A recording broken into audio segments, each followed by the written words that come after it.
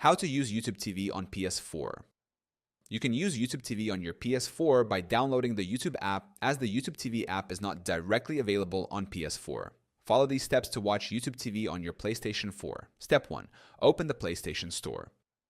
Power on your PS4 and log into your account. Navigate to the PlayStation Store from the main menu. Step 2. Download the YouTube app. In the PlayStation Store, search for YouTube using the search bar. Select the YouTube app from the search results. Click Download and wait for the app to install. Step 3. Open the YouTube app. Go back to the main menu and find the YouTube app under the TV and Video section. Launch the YouTube app. Step 4. Log into your YouTube account. Select Sign In within the YouTube app.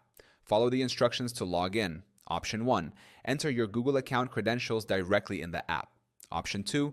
Use your phone or computer to visit youtube.com/activate and enter the activation code displayed on your PS4 screen. Step 5. Access YouTube TV. After signing in, navigate to the YouTube TV section within the YouTube app.